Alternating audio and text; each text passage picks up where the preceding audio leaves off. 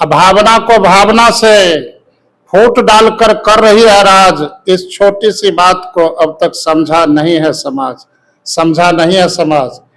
आजकल बिहार में शराब प्रतिबंधित है, लेकिन भूत प्रेत की तरह हर एक जगह दिखाई पड़ती है।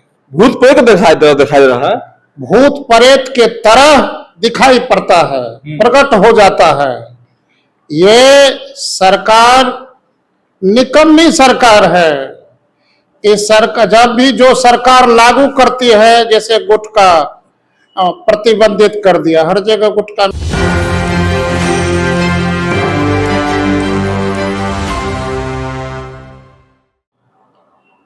नमस्कार, मनीष देख एक न्यूज 24।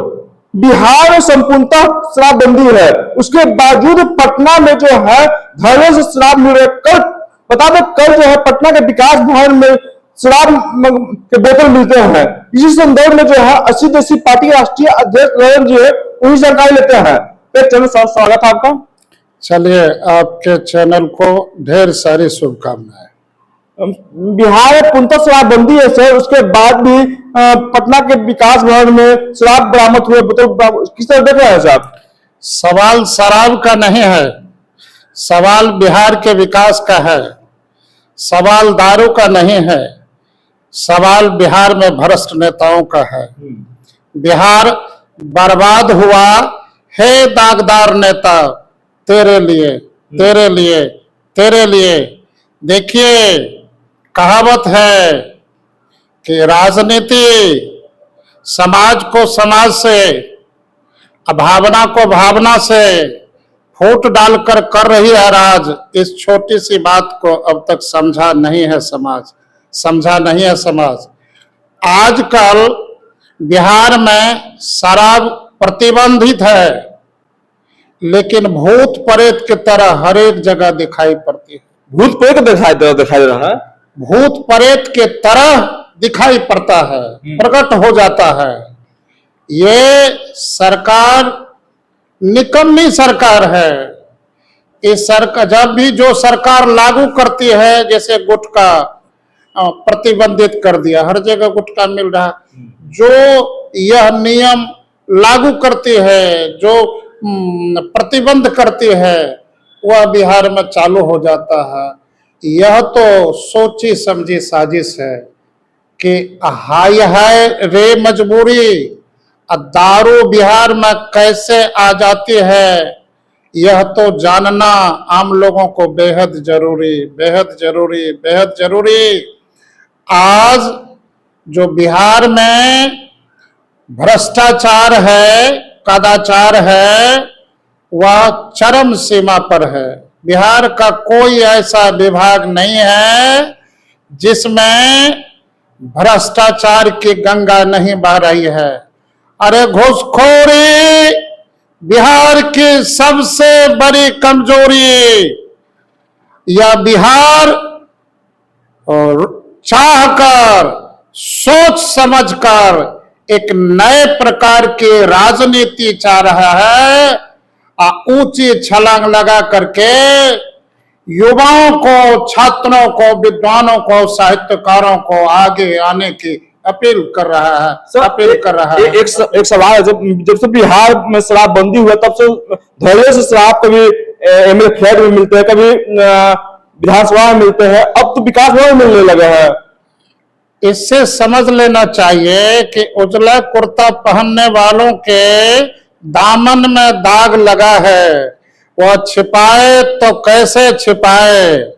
यह जो व्यवस्था है, यह व्यवस्था आम जनता को गुमराह करने वाली व्यवस्था है। पटना के एसएसपी बोल रहा है कि जो भी दोषी होगा इस पर कार्रवाई की जाएगी। यह तो सही बात है कि कानून और मान मर्यादा को रखने के लिए प्रशासनिक अधिकारी कहेंगे कि जो दोषी होंगे। आखिर दोषी कौन है? दारू हो या शराब हो, बिहार में कौन सी सीमा से आती है? वहां वो तो आप ही की बिहार सरकार की पुलिस है। ये बिहार सरकार की पुलिस में भी बहुतों प्रकार का भ्रष्टाचार है, कदाचार है, साजिश भरी पुलिसिया नीति है। पुलिसिया जुल्म का शिकार बिहार के निर्दोष लोग हैं। हम तो आपके चैनल के माध्यम से हम याद करा देना चाहते हैं कि निर्दोष लोगों को जिस पुलिस अधिकारी के द्वारा फंसाकर जेल भेजा जाता है और बाद में वह कोर्ट के द्वारा निर्दोष साबित होता है, तो वैसे पुलिस अधिकारी को भी सजा मिलनी चाहिए, मिलनी चाहिए, मिलनी चाहिए। लेकिन सर बिहार के डिप्टी सीएम विजय चौधरी साहब तो कह रहा है कि आग रखना गुनाह नहीं है, लेकिन पीना गुनाह है और बेचना गुनाह है। देखिए महोदय, ये तो हम लोग भी जानते हैं कि शराब सेहत के लिए खराब, देश के लिए खराब। और जो है ना, आप माननीय मुख्यमंत्री हैं, आप कहते हैं कि रखना कोई गुनाह नहीं है। यह कौन सी सलाह दे रहे हैं बिहार वालों को? अब जब दारू पर प्रतिबंध है, शराब पर प्रतिबंध है, तो यह तो आश्चर्यजनक और संदेहात्मक स्पीच है, संदेहात्मक उनका जो है ना, उनकी सोच है। हम तो उन पर सवाल खड़ा करते हैं। हम तो उन पर सवाल इसीलिए खड़ा कर रहे हैं कि आप सरकार में हैं, आप माननीय उप मुख्यमंत्री हैं, ये क्या बोल रहे हैं? इसका मतलब शराब को रखने की यदि आप व्यवस्था को जायज बता रहे हैं, इसका मतलब आप प्रतिबंध जो लगाई गई है सरकार के द्वारा उसको एन किन प्रकार संदेह के घेरे में रखने का प्रयास कर रहे हैं। हम तो सरकार पर सवाल करेंगे ही, लेकिन बिहार में देखिए शिक्षा व्यवस्था चौपट है। सरकारी स्कूलों में पढ़ने से कोई भी बच्चा सरकारी कंपटीशन पास नहीं कर सकता है, नहीं कर सकता है, नहीं कर सकता है। सरकारी अस्पतालों की व्यवस्था भगवान भरोसे है। और जो भी तेज तराक लोग हैं, जिसके पास मजदूरी का भी पैसा है, तो इतने प्रकार से सरकारी व्यवस्था नाकाम है, लाचार है, बेबस है कि वह प्राइवेट में इलाज कराने को मजबूर हो जाता है। हम तो आपके चैनल के माध्यम से याद करा देना चाहते हैं कि हे भगवान, बिहार की व्यवस्था को भी तार देना ठीक उसी बहाने से कि तूने तार दिया था सबरी को सिर्फ उनके झूठे बैर खाने से, झूठे बैर खाने से, झूठे बैर। प्रधानमंत्री जो कर रहा है कि सोना नहीं खरीदने के लिए, विदेश का दौरा नहीं करने के लिए। देखिए, एक समय में कहा जाता था कि घर घर मोदी, माना घर घर मोदी, हर हर मोदी। अब बताइए, हर हर मोदी गायब हो गया। अब पूरे देश को जो सलाह आप दे रहे हैं, एक तरफ कह रहे हैं कि महिलाओं का सम्मान करना चाहिए, बेटी पढ़ाओ और बेटी जगाओ और बेटी बढ़ाओ, और उस बेटी की जब शादी होती है तो शादीशुदा महिला का सबसे बड़ा सम्मान है, प्रतिष्ठा है, वह जो है ना गला में उनकी हार होती है जिसको मंगल सूत्र बोला जाता है। तो आदरणीय मोदी जी बताइए ना कि आप करोड़ रुपया दे दीजिएगा, एक भीख मांगने वाली महिला भी अपने मंगल सूत्र को नहीं बेच सकती है। तो कौन सी सलाह दे रहे हैं आप? मंगल सूत्र यदि होता है तो सोना उसमें रहता ही है, तो आप मंगल सूत्र हटाने की बात करते हैं, देश के महिला को अपमान करने की बात करते हैं। ठीक है, आप देश के लोगों को कंजूसी से चल के देश में रहने की सलाह दे रहे हैं।